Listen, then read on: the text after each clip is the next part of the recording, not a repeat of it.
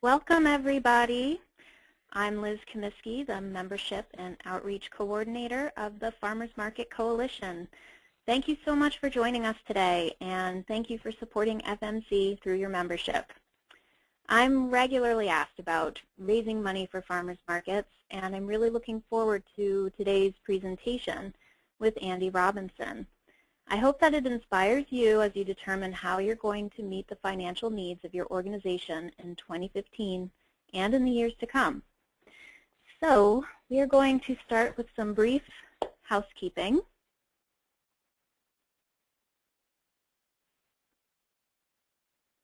Forward my slide here. There we go. This is going to be recorded, and it will be shared on our website, and all attendees will receive a link to view the webinar and the slideshow. That should happen before Thanksgiving, probably tomorrow. I also want to remind people that we have a lot of resources in the FMC Resource Library under the category Grants and Fundraising. So you can go there anytime and access a lot of different information about raising money for farmers markets. We're going to do questions throughout the webinar today, so that's a little bit different than what we normally do.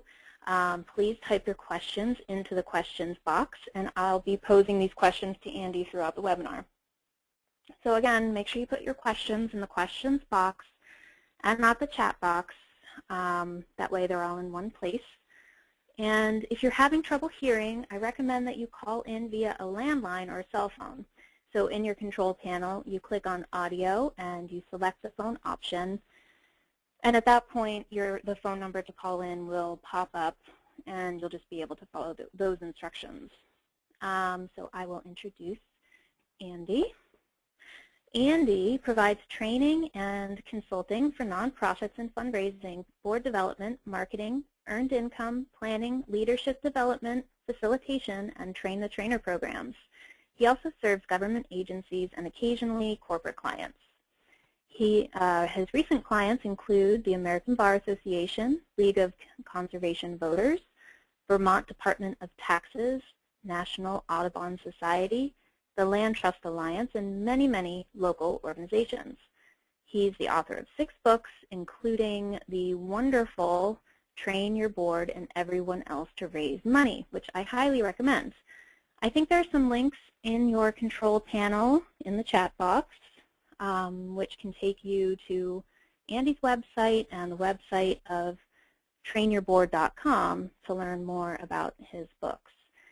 So with that, I welcome Andy Robinson. Hi, Andy.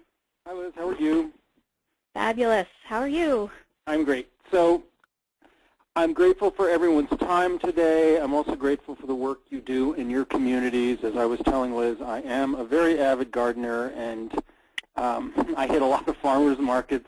I was at our local farmers market on Saturday stocking up for Thanksgiving, and so I'm grateful for your work, and if I can help in some way, I am grateful to do so. So this is actually a question where you can practice using the chat function or the question box. In this case, we can go either way. I'm curious about what your board, if you have one, is doing, and where do they need improvement. And there's a lot of places to start this conversation, but I think it's helpful for us to start with where you are now. So, and it's also a chance to learn to use the tools that you have with the webinar. So go to the chat function, go to the question box. This is probably a good place for the chat function. And say something about where your board is now in terms of their fundraising engagement. Are they helping? If so, how are they helping? If not, why not? And this will be a way to get us sort of moving into the webinar itself. And Liz, it falls to you to pay attention to what people are saying, so feel free to feed me anything that comes up as we do this. Sure. And, so we have. I need to, while folks are doing that, I need to say I work all over North America. I've worked in 47 states. I work a lot in Canada. And I have to say, maybe this is depressing, but I have to say that 95% of nonprofit boards do a bad job with fundraising. The bar is really low. And there's probably 2 ways to analyze this. Either we are doing a bad job training, supporting, recruiting, developing, engaging our boards, or we have crazy expectations that are totally out of whack. And many people live with the fantasy of the wealthy board filled with wealthy people who are asking their wealthy friends for money. And that's such a rare animal. I mean, it probably exists in a few instances, but that is not the typical board, and I don't think it needs to be the typical board. One of the things we'll talk about on this webinar is where money comes from, and there's a lot of misinformation about this. And sort of the preview I can tell you right now is that philanthropy is widely spread across society, and it's not just coming from wealthy people. It's pretty much coming from everybody. So Liz, do you have anything to report? Yes, I have a lot of comments. Can you hear me? Yeah, I can. Pick a few favorites. Okay. Okay, so we have Patty, who says that she has a brand new board. They're a newly formed nonprofit, and they have nowhere to go but up. So she's excited to learn more about where to start. Alice says that her board is doing really well at avoiding fundraising. Sorry, Alice. It's true. That happens a lot. And then Jen says that her board has a lot of great ideas and is extremely knowledgeable about our field. And yes, that is FNC's board, and we've got a great board. And Teresa says that our board is donating themselves, and some members solicit funds from friends and family members. That's something I see a lot too. Diane says we do not do fundraising, we charge fees. Yeah, and I would say in the ideal world it's both and.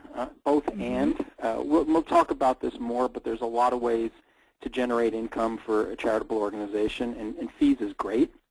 I'm all about that. But you can supplement that with philanthropy, with voluntary donations as well. So if you have any others, I'll take one or two more now, and then we'll move on to the next slide. Sorry, I have a lot more, so I'm just running through. It looks like there's a big range. Some are fundraising about 50% of. Some of them are doing 50% of the fundraising. It sounds like most are at least doing some fundraising, and I think that with a lot of boards, they're, of course, really, really busy with the other work they're doing as well. Yep. Understood. Okay, so thanks for your help. I'll be calling on you some more, so stay lively. There are 4 things you need to raise money successfully, and I'll be really basic here. You need a case, and a case is the articulation of why your work is valuable, why people should care, why it's important. You need what we call prospects, potential donors that you can ask. You need people to do the asking. We need some askers. And we also need systems. We need to be able to track the money, track the relationships, get out thank yous, all the basic sort of logistical things that are necessary to run a fundraising program. As noted, I've been doing this for a long time. I work with a lot of groups. Here's what I see. The case can always be stronger, but pretty much all the groups that I work with can justify why they're doing the work they're doing. I believe you have far more prospects than you realize. I will endeavor to prove this to you. Going to the bottom here, the systems are always imperfect, but most of us can muddle through. And so I think the weakest link in nearly every fundraising system is that there are not enough askers. There are not enough people engaging in this. So, Liz, is this where we have the poll? Yes, let's launch that and see if that is the case with our. Okay, so a question here is if these 4 things are essential, where do you think your weakest link is for your particular farmer's market or your organization? And the poll here is you click the right one and then you hit submit, and in a minute we'll have some data. And I'll say we'll keep it open for probably another 15 seconds or so please vote promptly. And I'm very curious to see what comes up out of this. I guess the reality is we could all do better in all 4 of these areas, but this might give us some indication of where we need to focus our efforts. Okay, So, Okay. Liz, what I'm seeing is I'm back to the slide. Are you able to post the poll data? I thought it would pop up automatically, so let me just read it to you. Okay, that'll work. You were correct. We have 69% of people selected, the not enough people to do the asking. What are the other 3%? We had 31% prospective donors to ask. Yep. 22% a strong case for giving, and 22% systems to track data, money, donors, etc. Yeah, that's interesting. That's more than 100%, but well, you could choose more than one. But we clearly have a winner, and the winner's not a surprise here. All right. So we also have to accept the fact that not everyone is going to be an asker. And I would love to live in a world where everybody was fearless about asking for money. I do a lot of training. It is the world I am trying to create day by day, but I am also realistic about this. And I think it's really important, if we're going to change the fundraising culture within our organization and within our boards, that we have to redefine the word fundraising. Fundraising is not about money. It is actually about relationships. And what should appear on your screen here is the classic graphic. This is known as the cycle of fundraising. And we can start down on the left side where it says identify prospects. We educate and cultivate these prospects, a nice agricultural metaphor for my farmer friends here. We want to ask for their support. We want to thank them and recognize them. And our goal in any relationship with a donor is to involve them and involve them more deeply. If we do this successfully, we can then ask these people for leads, for suggestions, and that takes us back to the first part, which is identifying prospects. What you are looking at is the modern theory of fundraising. Everything you need to know conceptually, theoretically about fundraising is right here. If we define fundraising as asking, there are many, many, many people who will never get there. And, you know, again, I want to acknowledge this makes me sad. I would like to live in a world with more askers. On the other hand, if we define fundraising as this whole circle, then I will argue, and I will argue pretty strenuously, that there is some place on this cycle for everybody. Even those people who hate to ask for money, there's a lot of other work they could be doing to support your organization, and we'll get into this in more detail as we go forward. I should also acknowledge the time allocation here, and I'm borrowing from a colleague, a woman named Tina Sincati, who's a consultant in Boston. And Tina did this in the form of a pie chart based on time allocation. And what she said, and I think she got it right, is the part where we ask for the money is about 15% of the work in fundraising. And the other 85% of the work is the stuff that happens before we ask and after we ask. And we can get all stressed out about the 15%, but that doesn't mean we can't and shouldn't be doing those other things as well. So I need to spend some time with you talking about philanthropy and how it works and where the money comes from. The private philanthropy looks like this. Last year we had a good year. We raised $335 billion in private sources. Now, I need to say that this is just private philanthropy. This is not fee-for-service. This is not government funding. This is just private giving. And if we look at the whole universe of nonprofits getting money from all sources, it's actually about $1.5 trillion US. So that's a staggering amount of money. I'm just talking about a slice of that, which is private philanthropy. 15% came from foundations, 5% came from corporations, 72% came from individuals, and 8% came from bequests. It's what people leave behind when they die. This was a very typical distribution. We've tracked these data for about 75 years now. These percentages are pretty fixed year to year. I also have to give you some historic perspective. I started raising money in 1980. In 1980, the total at the top of the page was $47 billion. So in my professional lifetime, we are raising about 7 or 8 times more money than we were when I got started. And if we factor in inflation, because that's real, we are raising 2.5 times more inflation-adjusted dollars than we were in 1980. So the message here is that the pie is getting bigger. And the other message here is that 80% of the money comes from people. It does not come from institutions like foundations or businesses. And one of the mistakes I make is that, one of the mistakes I see, is that many, many organizations, especially in smaller communities, their idea of fundraising is going up and down Main Street and going to the hardware store and the pizza parlor and the grocery store, and they solicit the same businesses over and over again. In other words, they're spending 80% of their effort trying to raise 5% of the resource, which is the corporations you're looking at. And, you know, certifiably, that's inefficient. It doesn't work. Let's talk a little bit about the people. About 70% of Americans give away money.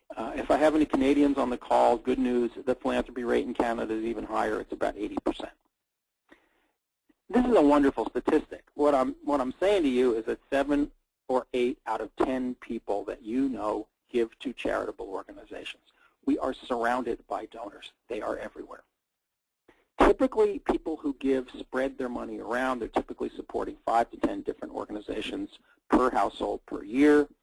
And when you add up what they give to these 5 to 10 different organizations, median household giving is around $1,300 to $2,000 per household per year. It's also worth noting that the poor are twice as philanthropic as the rich. Poor people give away twice as much money as a percentage of what they have compared to the wealthy. And one of the mistakes that people make when they're new to fundraising is they identify a list of rich strangers that nobody knows, and that's their prospect pool. And we have to learn and we have to understand that we are surrounded by donors every day. Your neighbor who goes to church and gives money there and gives money to the animal shelter and gives money to the youth program, gives money to the conservation group, and when you add it up, she gives away $1,000 or $2,000 a year. She's a philanthropist. I mean, we're all philanthropists. And so that's the big shift, I think, when you learn about fundraising, is we have to stop looking for wealth. If you know wealthy people and they are contributors, that's lovely, but you don't need to limit yourself. So, probably we should get some questions before we address this thing on the screen here. I should see if there's any questions about the data. I'll even go back here. Liz, I'm going to call on you. If anyone, this is a chance to use the question box. I just threw a bunch of numbers at you. If you need clarification on any of these questions, here's your chance to do that. And Liz, if you get any, please let me know. I certainly will. I know that I've seen that in my community and with friends and family. I know a lot of contributors that that make various amounts of money each year. So, yep. Let's see. Oh, well, yes, just to remind people that we're definitely recording this and we will share the slides. So if you want to look at this, these statistics later, you can certainly do so.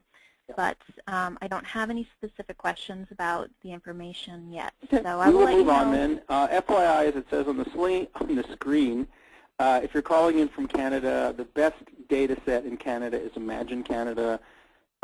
Their latest survey on this was 2010. I imagine they're working on another one now. But there is useful Canadian data for those who need it. So the next question is the why question. This is another chance where I'm going to have you type into the chat function or perhaps the question box. The question is, why do you give? What motivates you as a donor? And I'm going to work under the assumption you're not in the room, so I can't have you raise your hand. But while you're typing, when I have a group together, I'll start with the question, how many of you have ever given away money to anybody for any reason ever? Obviously, this is an easy question. And everybody raises their hand for the most part. And what I say is, if you don't raise your hand, I shame you out of the room. Because there's definitely karma in fundraising. If you're not giving yourself, it is very hard to ask somebody else to give. And if you are involved with your farmers market and you do have a market that raises donations, I am hoping, I'm believing that you're a donor. But I will frame the question more broadly. I don't care specifically why you give to the farmers market or not. I'm asking the more general question is, why do you give at all? To any cause, for any reason, to anybody, what motivates you as a donor? And so, Liz, what I'm hoping for you is you can just, I'm hoping we're getting like 1, 2, and 3 word answers. Yep. But what I love it is the bullet list.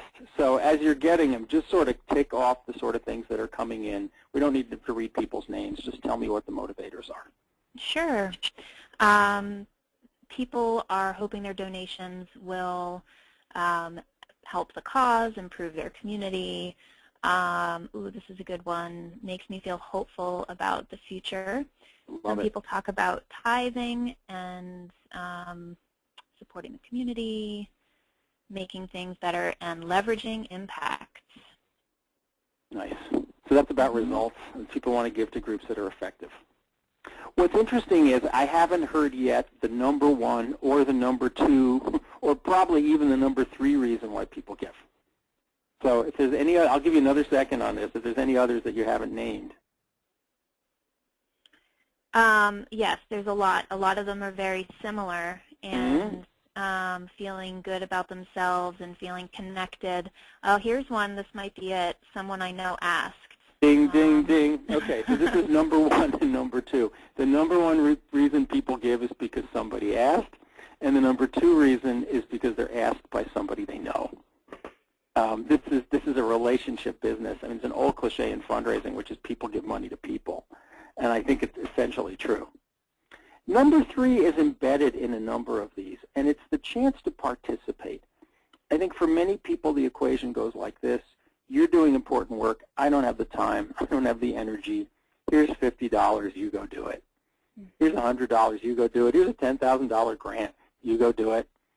And for many of us, the way we participate and the way we affiliate is with our money. So somebody mentioned the sense of belonging, and I think that's a cousin to what I just said.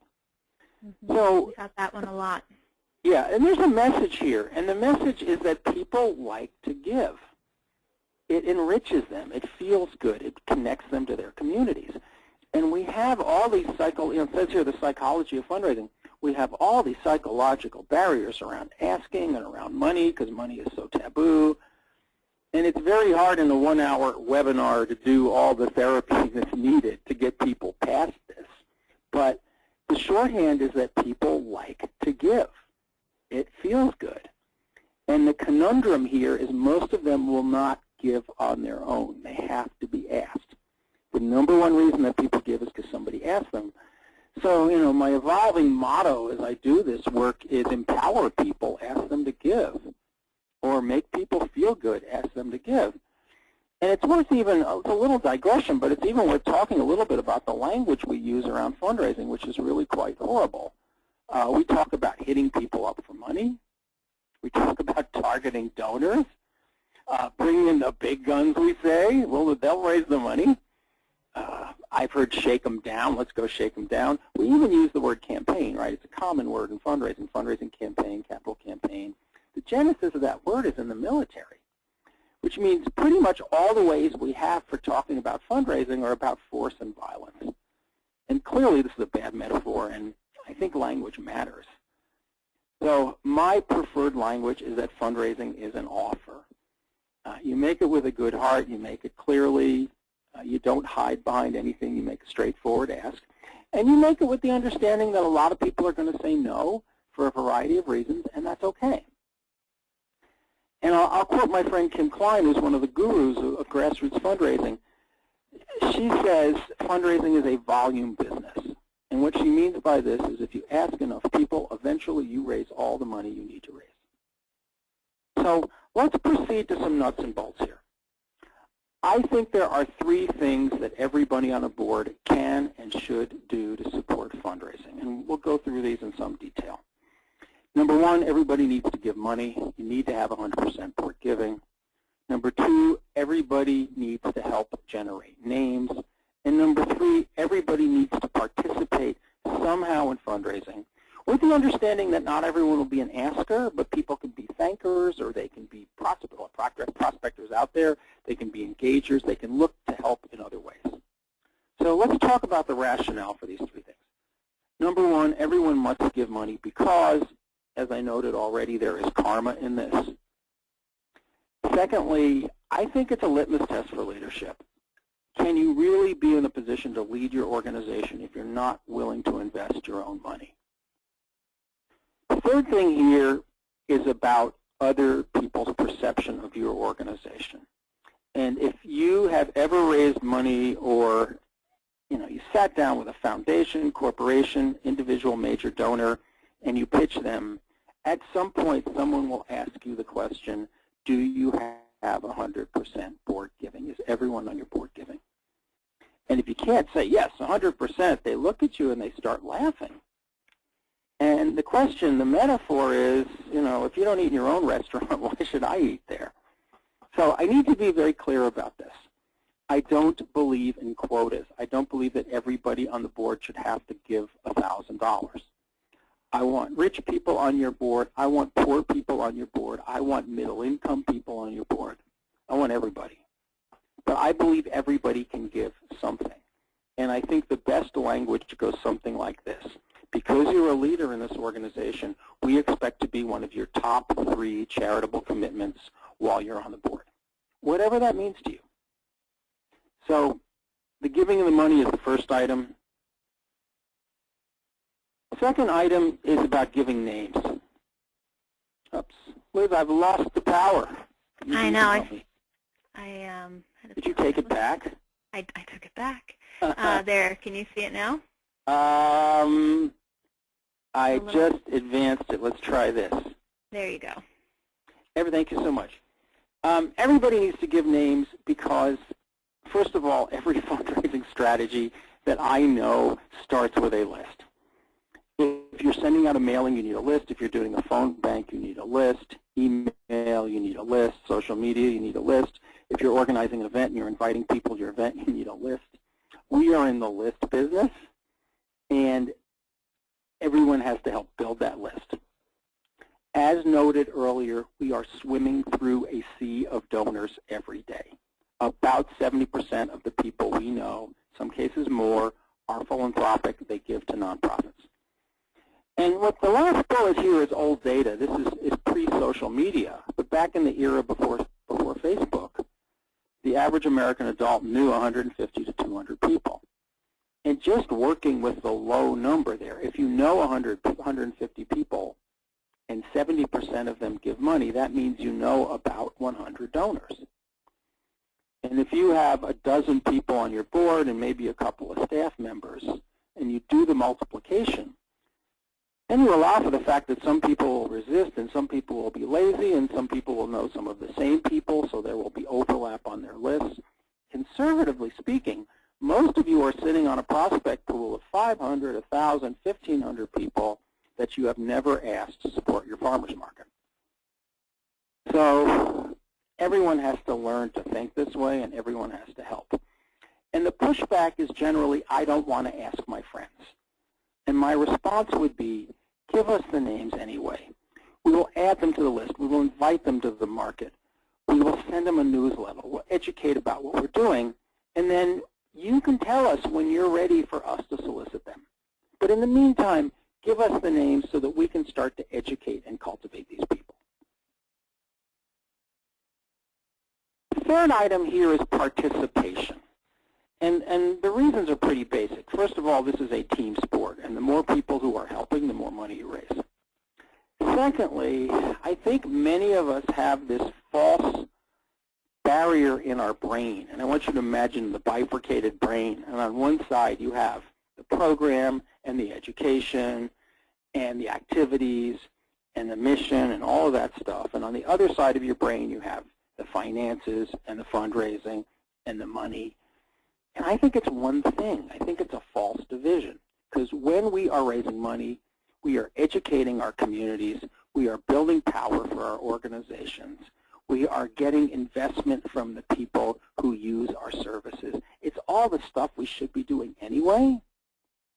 And so I think it's a false barrier. And I think a lot of the work here is getting people to embrace fundraising as core to the mission and not just something you do to get money to do the mission. So I think I'll jump back here and pause for a second. This is another place where we can take questions. And we do have the question function. You guys have mastered it so far. So feel free to fire away. And Liz, as you get any questions, please let me know. Okay. We don't have any questions, but I was just inspired to share that we have a great resource in the resource library. It's actually a document from a market in Pennsylvania that they use to give to sponsors, which are usually businesses, but it could easily be modified to just go to an individual that does a really good job of communicating what the market has done and the impact it's having on its community. And so I had never really considered making a document like that and you'll post it to go to individuals. So great. Yeah, I mean, I think,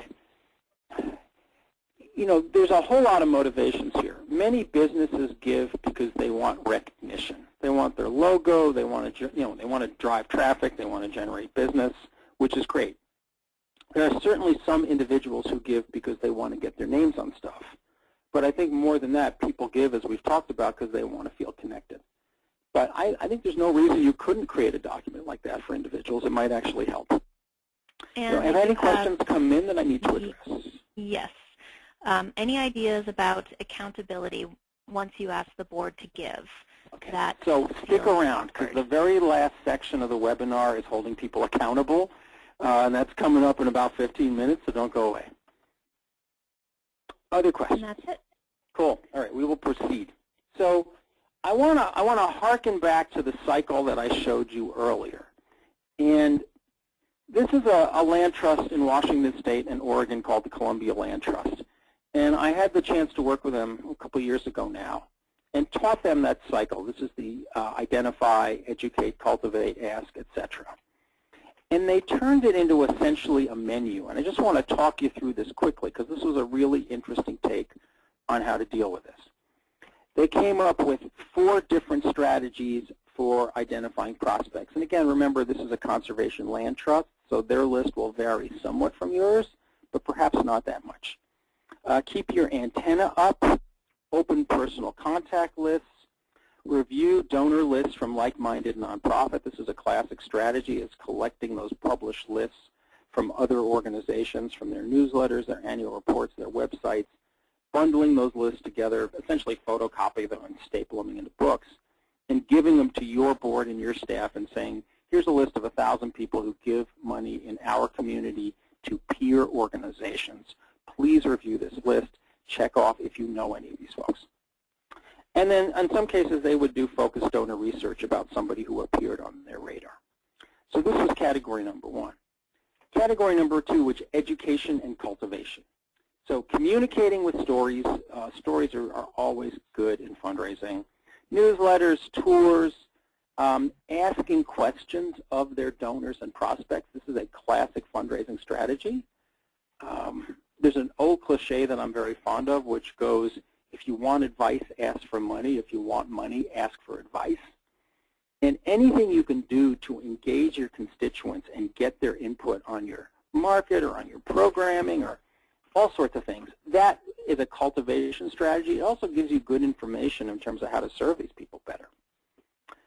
Getting donors to talk to other donors, social media, and of course face-to-face meetings are an old classic way to have a conversation with somebody about your work and why it's important. Next up with asking. There are a lot of ways to ask. Their list includes face-to-face meetings, letters, emails, phone calls, house parties, which are small events in private homes, asking via social media, and of course challenge gifts, getting people to donate on the condition that other people donate. This is the oldest trick in fundraising, and it absolutely works. If you listen to public radio anywhere across North America, you will hear this every hour during the pledge drive as another challenge gift, and it's a strategy that's very effective. Thanking and recognition. Included on their list were personal notes, phone calls, recognition events, publishing their names in print materials and also online, sending thank you emails. Of course, there's the swag, the gifts, the photos, the logo items. And, perhaps the most meaningful, and we forget about doing, is just saying thank you when you see somebody. If you run into them in the grocery store or on the street, you say, I understand you've contributed recently. I want to say thank you. It's so meaningful to us. And then the involvement piece, asking donors to volunteer. And there's so many volunteer organizations, it's a really good way to get people involved. Ask them to serve on a committee or a board. Ask them to make introductions and open doors.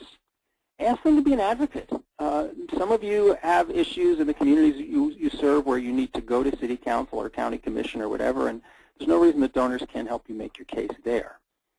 And then, of course, ask them to consider putting you in their wills when they make their estate plans. So all of this fits on one page, and I don't have it up here because it's a little hard to see given the size of the screen. But it's, and Liz, if you'll remind me, I can send you a sample or two that you can post in the resource library.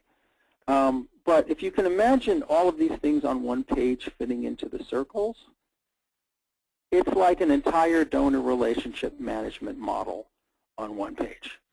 And it's so efficient to do it this way. And the way we did it with the Land Trust was we had a small team who brainstormed this and got it onto one page. And then we pulled the entire staff and the entire board together, and we said to them, here is our donor relationship management model. Here's how we propose to engage with our donors. People have questions, do they have comments? And we gathered up the questions and comments, we made a few edits. And then we said to everybody, and imagine everyone had a copy of this one page, write your name on the top of the page, we said. And then we said, go through the 30 or 35 items that we have collected here on this one page and check off anything that you personally would be willing to help with. And then we said, please don't pick items that you're not likely to follow through on. And so everybody went through and marked it up, and we collected them. We went back to the office, and we essentially made a matrix. And across the top was all the activities, and down the left side was all the names of the staff and the board. And then we could see where those things intersected, and we had the beginning of a strategy to plug everybody into the fundraising model. And at the risk of being redundant, there were a lot of people who didn't want to solicit gifts, that didn't want to be askers, but they could help in other ways. And my sense of doing this is that as people learn those other less scary things and they do them, over time you can move them up into an asking role, so they may not start there. So I think this is another place to pause. I have a few more tools I want to show you. We're sort of coming down the back stretch here. And again, if you want to post questions, this is a chance to do so. Liz, you'll help me out with this, right? Yep, we do have a few good questions. Great. And let me see. The question that I was wondering, and a couple of other people are too, is about in-kind donating. If board members can donate time versus dollars, how do you feel about that? Where do you draw the line? Yeah. So my take on that is that if a board member is going to stuff envelopes and that's what they're claiming instead of money, I don't think so, because anybody could do that. If they have graphic design skills that they are donating, and you would have to hire a graphic designer otherwise, absolutely. If they are a lawyer and you actually need a lawyer and they're giving you pro bono legal help, absolutely. Mm-hmm. But if they're just showing up at meetings, I don't think so. And, this is the classic pushback is I give you my time, why should I also have to give you my money? And my response is as follows. At the end of the day, I would say, your time is more valuable than your money, so let's acknowledge that. But I went to the landlord and I tried to pay the rent with your time, and it didn't work very well. And then, I contacted Verizon and I offered to pay the phone bill with your time, and they were not having it. So you know what? As a board member, we need both. We need your time and your money. And it's worth noting when you recruit board members, you need to let them know that this is part of the deal. I mean, one thing that's not included here, though, again, Liz, if you'll remind me, I can give you some to put up in the resource library. I think it's good to have a clear board job description that not only stipulates what you expect of board members, but also what they can expect in return. So, for example, if you say we expect you to raise money for the organization, you have to have the reciprocal statement, which is we will train you how to raise money, and we will make sure that you have a choice of how you engage with fundraising. So, do you have another question for me? I have some really good questions here. So, good, roll them out. Okay. This one is applicable to markets. Great question. Since a lot of people see themselves as market customers, they're already supporting the market by shopping. They want a good reason about why they need to donate in addition. So that's Let me tell you a quick story. By way of an answer, I'll tell you a quick story. Okay. Many years ago when I lived in Arizona, I belonged to the nonprofit theater company. I would go to the theater. I'm a theater guy. And they did this brilliant campaign called the 33% Solution, and this is actually a ripoff of a name of a play about Sherlock Holmes. And they said, imagine the following thing. Imagine you came to the theater and you sat down and a third of the seat was missing. And they handed you a program and a third of the program was missing. And the curtain went up and a third of the stage set was missing. And the cast came out and a third of the cast was missing. And then you got 2/3 of the way through the play and it ended. And then they said, when you buy a ticket, the ticket price only covers 2/3 of the cost of running the theater, which is why we ask you to make a voluntary donation on top of the cost. And so the answer to this question is education. If people know that your business model is, for example, we get 75% of our budget from vendor fees and we get 25% from charitable donations. If they don't know that, then they won't know that their vendor, by patronizing the vendors, that only a fraction of the money is coming back that it requires to keep the market open. So I think you have to educate them about what your business model is. Let me take one more question now, and then I want to move on, and there will be a time for more at the end, too. Okay, great. Okay, it's hard to choose, but I'm going to ask the one that I saw come up a lot in the registration survey, and it's about markets that are registered as 501c6. And okay, so I know the difference between the C3 and the C6. So I can tell you this. And it also showed up on your list. We asked you earlier why you gave. I don't think any of you said tax break. And when we survey donors on why they give, taxes is way down the list. And the fact that you can't offer a tax deduction if you're a C6 instead of a C3, I don't think that's a big barrier. And, I gave you the data earlier that 70% of Americans give money. Only 1/3 of Americans itemize on their taxes. 2/3 of us take a standard deduction. And people who take a standard deduction get absolutely no tax benefit for their giving. So the tax deduction is a lovely thing, but I think we oversell it, and I really don't think that's a big barrier here. Okay, I'm going to move on. There's maybe another 7 or 8 slides to show you, and then we will have some time at the end for some more questions. So we're doing great on time. I want to show you another take on this. Liz, I've lost my power. Looks like I got it back. Okay. This is 2 slides that spread over 2. This is from a group called the Ohio Environmental Council. This is their board fundraising menu. And I thought this was a pretty clever strategy. What they did here is they came up with about 15 tasks that board members could do. And then they sorted them into a menu. We have appetizers, we have entrees, and we have desserts. And the principle here is that everybody picks an appetizer, everybody picks an entree, everybody picks a dessert. And that becomes their fundraising commitment for the year. And, this is the same principle that every parent has ever used with a 3-year-old. You don't say to the 3-year-old, which socks do you want to wear today? You say, do you want to wear the blue ones or the green ones? And I don't think you say to the board, will you help with fundraising? You say to the board, here are a dozen tasks that we need help with. Pick 3 of these. That becomes your work. So here's the first slide. Let me show you the second one. Here come the entrees and the desserts. And, I guess the general principle here is the entrees are the stuff that's the heavier lift, and the appetizers and the desserts are perhaps a little easier. If you're one of those people who felt the need to structure this more closely, you could have stuff around prospecting and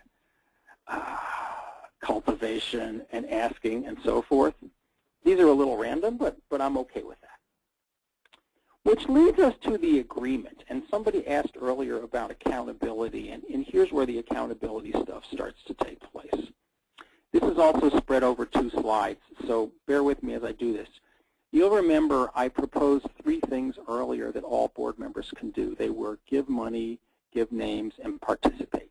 And that's built into this agreement. So we have name, date. To support the mission of our organization, I agree to take on the following: my gift, dollar amount, payment completed by date, terms of payment, check, credit card, etc. 2, prospects. I will provide names and contact information for blank prospects by date.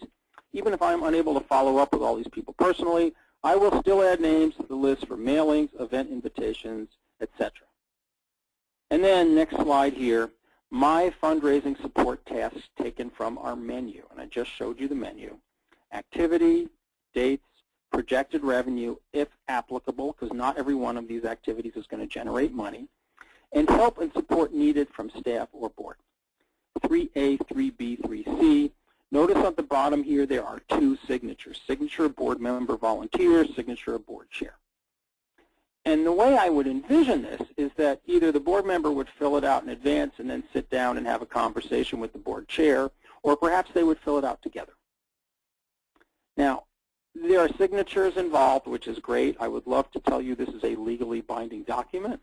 I don't believe it is. But in my experience, when people have to sign stuff, they tend to take it more seriously, and that is the goal here. So first step in getting accountability, I think, is to have people write down what they expect to do and by when. And again, you have to give people some choices. You will notice that not participating is not a choice. This one piece of paper will probably chase 1/3 of the people off your board because they don't want to be held accountable for this.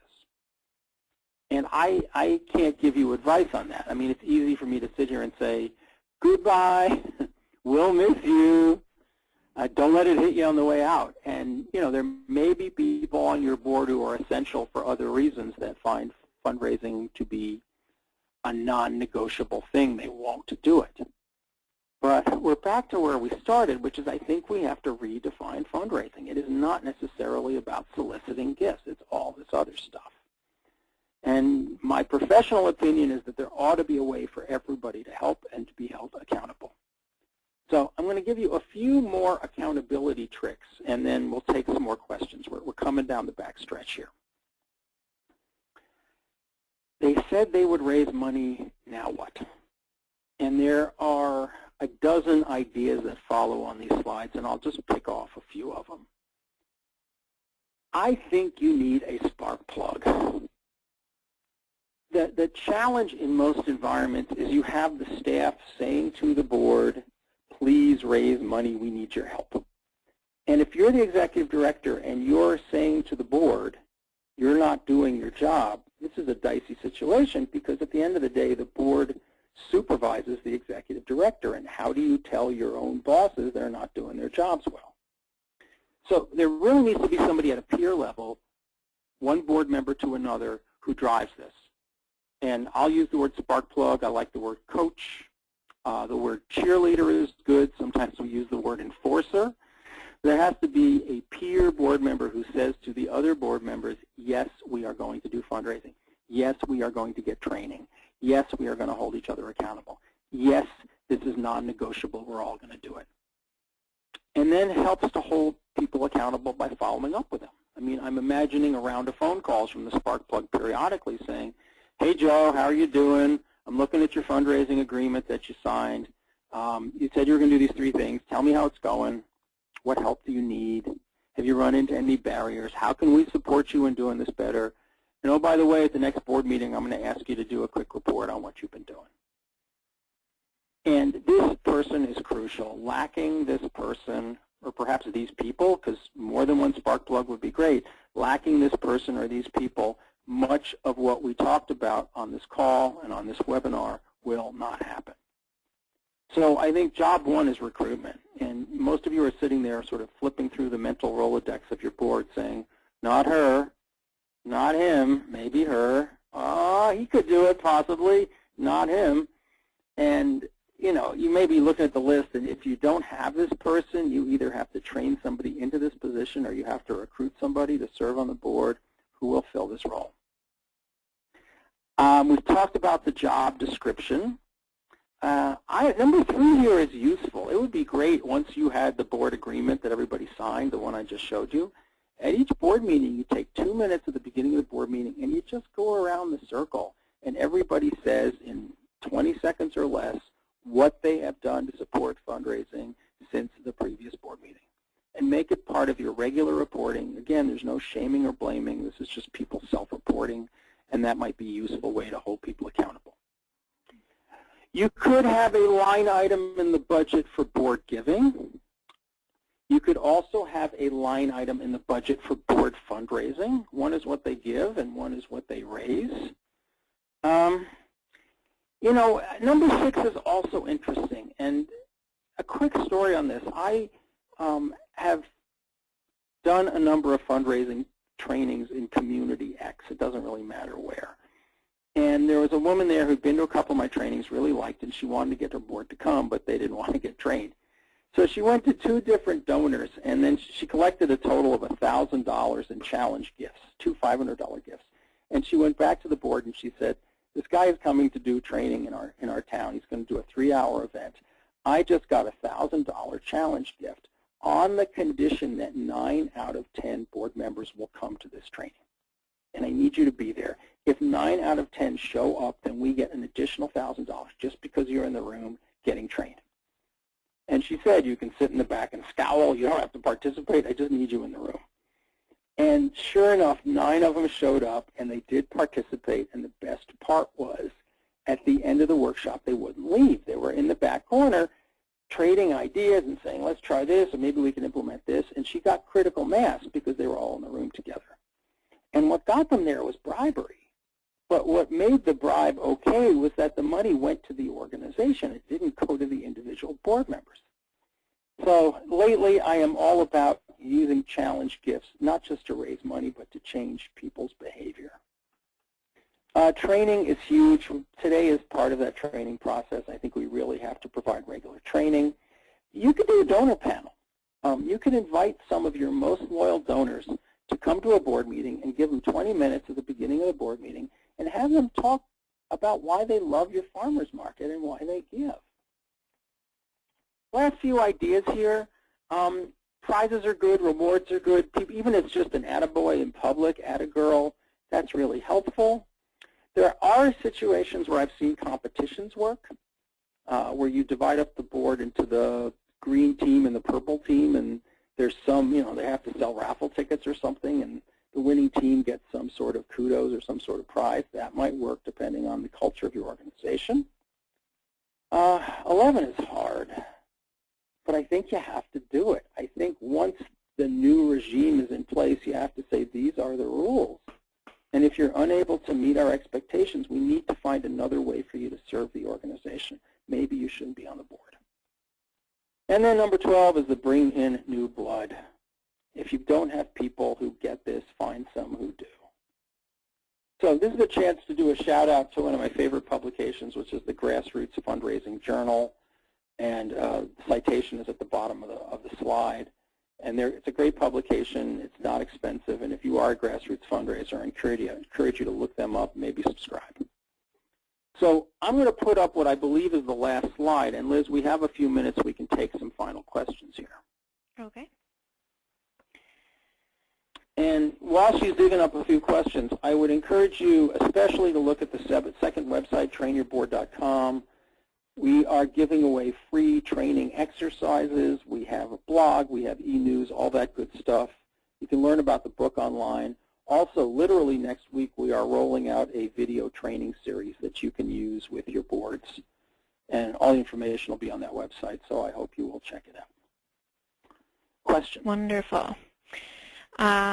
Yes, we are, let's see, we have a couple questions, and people feel free to type in your questions now. We have at least 5 minutes until 2 o'clock. Don't spend it all on the preview. Go ahead and give me the questions. Okay. So how can you estimate what is a reasonable amount of money for a board member to raise?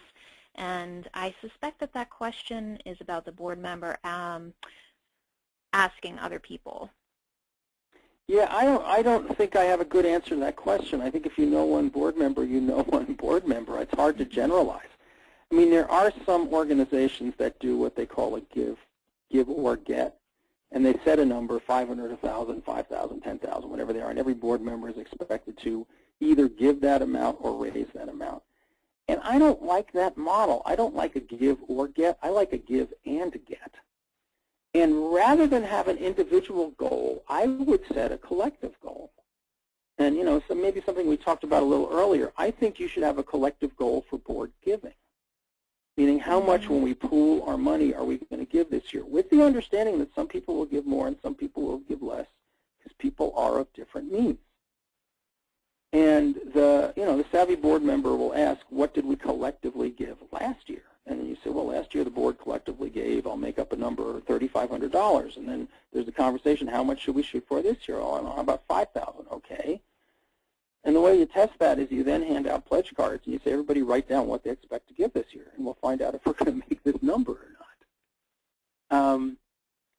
So I don't think there's an answer to this question. And you know what? If you've got a farmer's market in an inner city in I don't know, pick a city, as opposed to a more affluent community, then maybe it's a different set of expectations. So I hate to dodge it, but I don't think there's a right answer to that question, so I don't want to propose a number. Sure. Next question. Yeah, it definitely has to vary. Do you have any opinions about crowdfunding programs like Kickstarter? And before you answer, just so you know, I'm going back a slide for another viewer. Okay? Yeah, you have the power. I have the power. Yeah, I have used a number of crowdfunding platforms. I think crowdfunding is great for very specific projects with modest goals and deadlines. So if you're trying to raise $2,000, $3,000, $5,000, again for something specific associated with a deadline, I've used Razoo, I've used Just Fund Me. Kickstarter is a possibility, though it's pretty hard for nonprofits to get into Kickstarter if they're not arts organizations, but it's possible. Indiegogo, God, there's a lot of them, and they all have pros and cons. But I think crowdfunding is great. The main thing is you really have to beat the drum. It's not magic. You need a list, and you have to keep banging on the list to participate. And it's very rare that these things go viral. So it's not a replacement strategy. I think it's an additive strategy. Mm-hmm. Next question. Do you have any thoughts on auction fundraising?